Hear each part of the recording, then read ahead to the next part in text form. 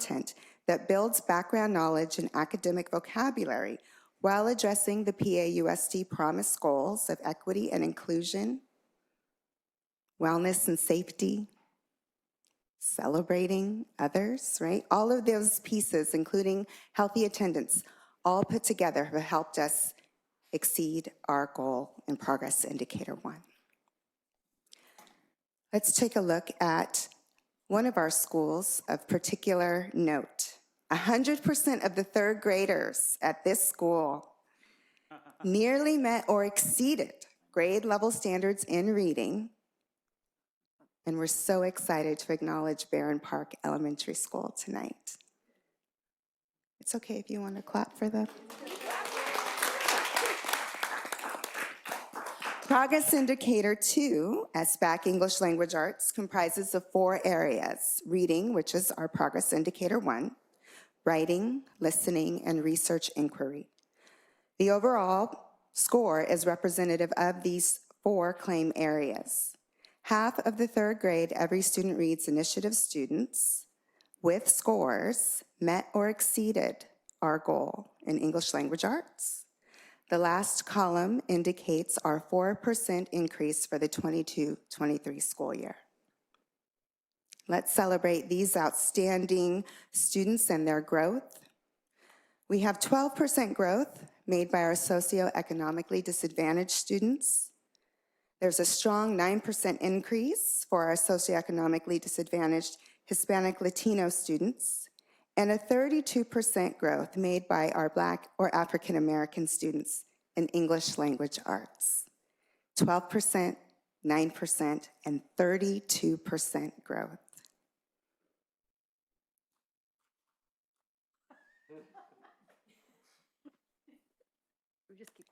Results for our Hispanic or Latino students and English learners remain relatively flat compared to the pre-pandemic 2018-19 baseline, and students with disabilities decreased by 3%. Analysis and increased focus on each claim area within the English Language Arts strand will make a difference. Reading growth for these student groups is anticipated by implementing the iReady diagnostic reading assessment and classroom teacher instruction in Benchmark Advance Adelante.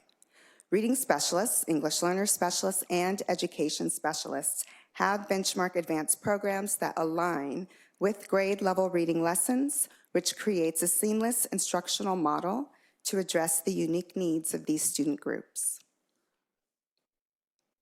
Educational Services has replaced the Benchmark Assessment System, or the BAS, with the iReady Diagnostic Reading Assessment. In October, baseline results from this assessment and an updated goal for Progress Indicator 3 will be presented to the Board of Education. Thank you. Thank you, Ms. Randall. Thank you, Ms. Randall. Any questions? You're welcome. Ms. Brown. Any other staff comments before we turn to public comment? We have one comment from a member of the public. That's Nicole Chu Wong, and you'll have 3 minutes. Thank you.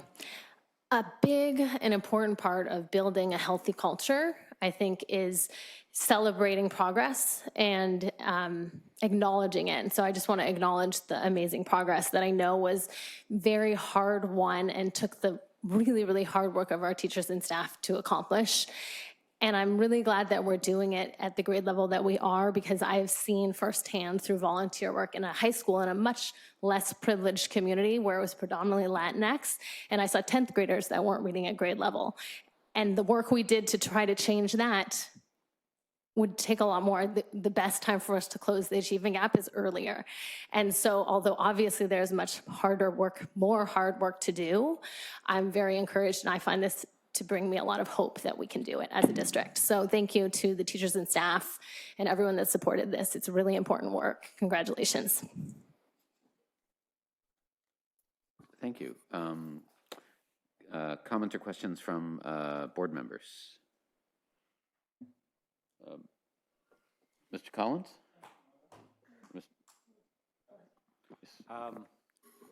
Thanks for that report. I don't see Danae anymore. Oh, there you are. Hey, thank you for the report. And, you know, congratulations to everybody on the great results. I particularly wanted to,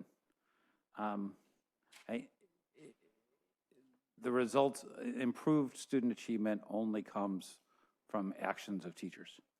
I mean, everything else the rest of us do, everybody in this room who, you know, is an administrator or a principal or, you know, or anything else other than you know, sitting in a classroom in front of 25 eager faces, you know, it's all just in support of that. And we only succeed or fail to succeed if, depending on what the teachers actually do at the end of the day. And clearly our teachers delivered.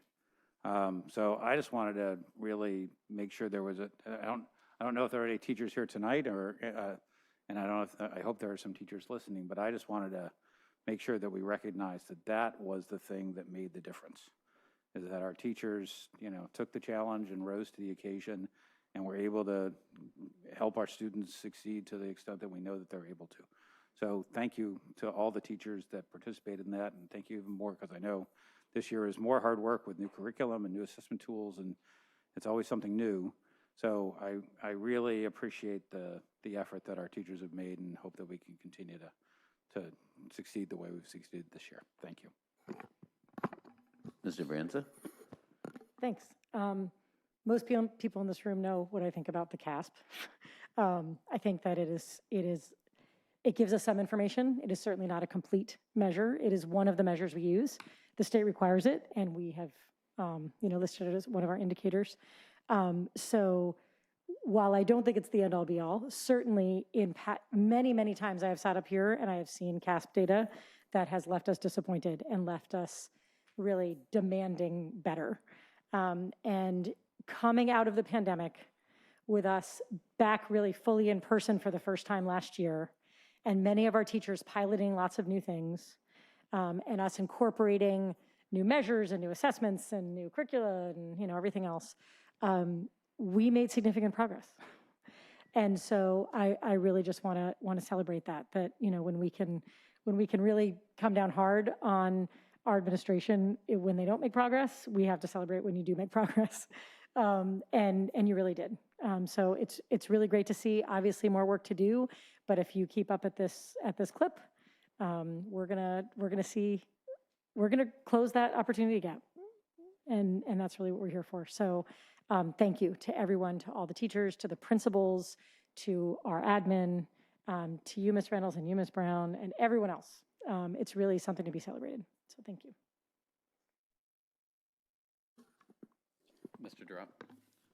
Just to echo my colleagues, you know, these results would be laudable under any other set of circumstances, but coming out of the pandemic and the anticipated potential learning loss, to see this progress, as Mr. Collins said, it goes to the commitment of the teachers, it goes to the commitment of Ms. Reynolds, all of our administration, and the entire team that was able to implement the direction. So, you know, it's not a victory, as Dr. Austin pointed out, because there's always room to grow, and that was pointed out in some of the slides, but it's huge progress to be celebrated and also to continue to give us momentum to keep going in the direction. So I hope everyone knows that the board is very supportive, as you've heard, of the direction that you've gone in and the results that have come out of it. So thank you.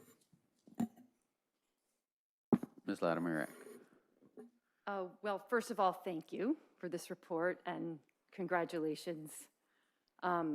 Yes, as Dr. Austin said, this is not a victory lap.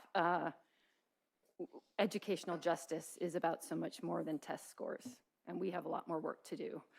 But that being said, as far as I know, this is the first time in the history of our school district that we have seen improvements like this. And I think sometimes when we talk about equity and the opportunity gap and we debate priorities and metrics, I think we can lose sight of the fact that real children are at stake every day, and they don't, you know, we don't have to be perfect to do a whole lot better by them. And so for me, the bottom line is that dozens of kids learned to read in our schools last year who wouldn't have before.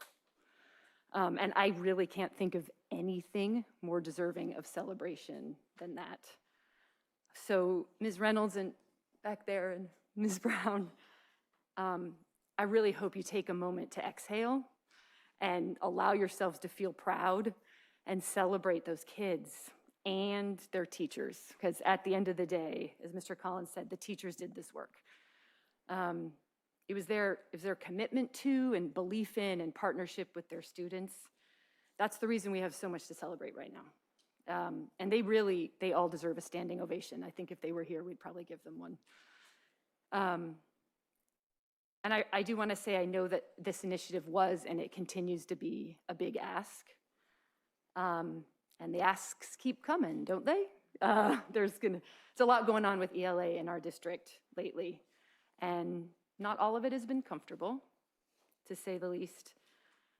And what I really want to point out, because it feels really relevant to this item, is that the reason there's a lot going on is because the perspective of our district has finally shifted. My colleague, Ms. DiBrienza, has said up on this dais countless times, our system is designed to get the results that it's getting. So if we want different results, we have to change the system. To use a very Silicon Valley expression, everyone in PAOSD is not always going to agree about the specifics of what systemic change looks like, or when or what to prioritize. But for the first time ever as an organization, we are seeing our failure to educate certain groups of students as a feature of our system and not a bug. And I really can't overstate how significant that perspective shift is. It has taken decades for us to get here, and to really find the humility to admit that we're the problem, not the kids, and to begin reimagining how we might do things better. And this initiative is part of that reimagining. And from where I sit, I think my colleagues would all support this. These results are an unequivocal validation that the children have never been the problem. And so while they make me really happy, they also make me pretty sad, because our students could have been doing this all along. And what I hope this means is that PAUSD will never again doubt the ability of even one child to learn. I grew up here. I attended these schools. I now have 4 kids in these schools, and I've been on this board for 2 years. And it's my strong belief that hubris has always been our fatal flaw.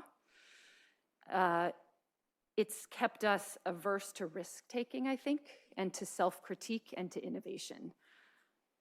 And this is finally starting to change, to the tremendous benefits of our students, which this report has shown us today. So I guess my challenge to all of us in this room, starting with myself, but also my colleagues and Dr. Austin and staff and everybody at every level in this district, is to take the results of this first year not as a sign that we have solved early literacy or equity or that we have all the answers now, but as a reason to double down on the humility that got us here. And if we do that, I agree with my colleagues. I have no doubt that the results for the next 2 years are going to be even more impressive. So I just wanted to put in that plug and that congratulations. Thank you, everybody. This is really exciting. Other comments, questions, student board members? I definitely want to echo the congratulations and appreciation for these results. I've been involved in setting a lot of targets that didn't get met, didn't necessarily even get checked a year or two later. And I think getting in the habit of setting goals and then meeting them, and therefore taking them more seriously, because I think people, you know, if we can set goals and succeed, then I think we're going to pay more attention to those goals, because it feels good to succeed and to exceed them. So I think you've not only made progress against these goals, but you've kind of starting to develop the organizational muscle that will help us meet and exceed other goals. since I'm in my last few board meetings, you're going to hear these ruminations occasionally on what I've seen. And I think that one of the very positive developments that I've seen on my time on the board is a reduction of kind of inconsistency and chaos in the district's management and focus. And I think we have a really strong management team extending from senior leadership into our programmatic supports, like the support that Ms. Reynolds is providing, and to our teaching staff, who, as Mr. Collins points out, are the folks who actually do the work. And I think that's a great asset and a great resource, and it enables us to set goals and achieve them. And so I think that it was unfortunate that, I mean, one of the many things that was unfortunate about COVID is that it kind of interrupted our ability to benefit from that, because we, I think, had achieved that, and then it paid off in COVID, but it, didn't give us the chance to pay off in these more lasting goals. But I think we're at the point where we have the management ability and now some demonstrated success, and I think that's going to produce a virtuous cycle of achievement, which I think is a terrific asset for the district. And I'm calling it out because I want people to see that, and to see that that's a value that we should be focused on preserving as we move forward. So thank you for this success. Thank you for the example of success, and I look forward to more of them. I'm excited to see the 4% increase in goals, because that gets us closer to closing the gaps that we have been focused on for so long. So I look forward to reading about that success in the paper next year. Okay, that concludes that item. The next item on our agenda is information items. These items are not set for individual discussion or staff presentations, but they're taken as a group, and if any members of the community, there are none listed, want to comment on them, they can do that, and board members can also comment or ask questions on any or all of these items. Mr. Collins. I just have a brief comment on item C, the board calendar of items. Just following up on my comment from last time, which Mr. Dauber, I don't know if you watched the meeting, but was that a request to include and schedule out all the PAUSD promise follow-up items in that calendar, and to get a good cadence of those set, so that we know as a board that we're going to be reviewing those things predictably, and we don't have to remember and try to make sure that we get an appropriate number of looks at things. And so I wanted to thank Dr. Austin and Mr. Dauber and Mr. Drop, if they were involved in it. Who's the board? Mr. Brianza. Sorry, Mr. Dauber and Mr. Brianza. I'm confusing my vice presidents.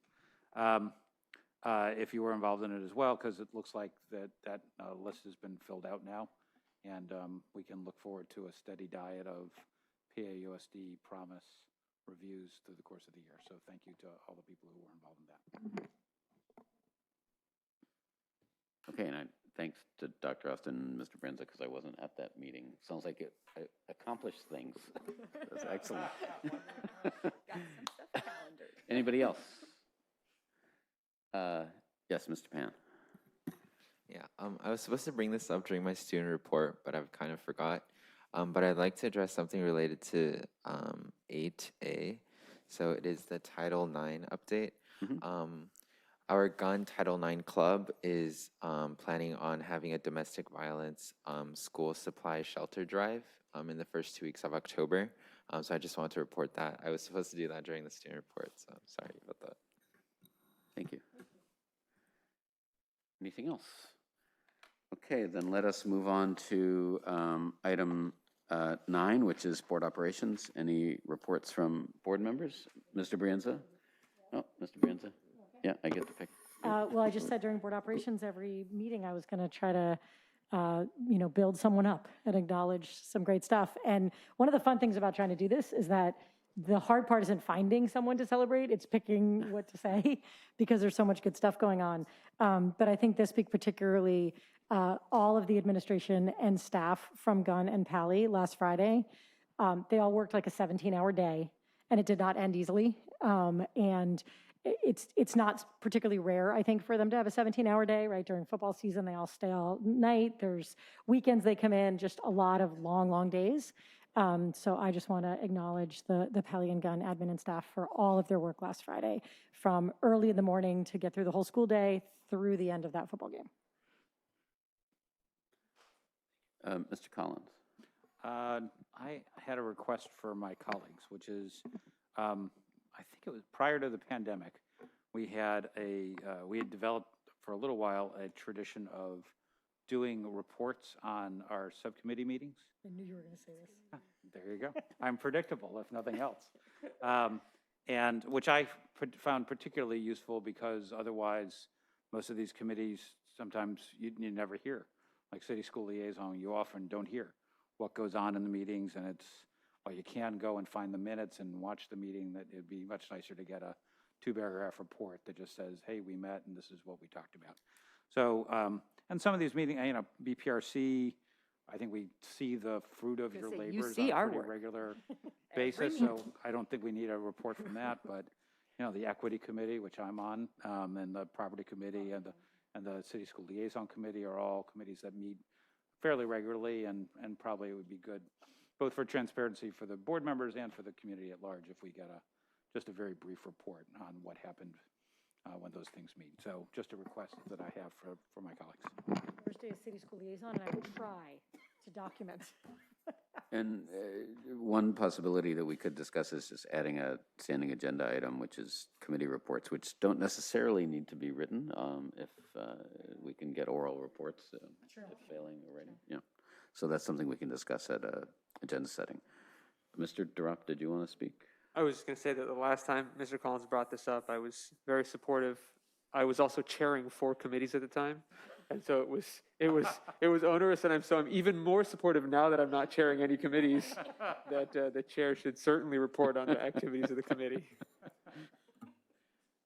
Okay, anything else? Okay, that is our last item, so this meeting is adjourned. Thank you.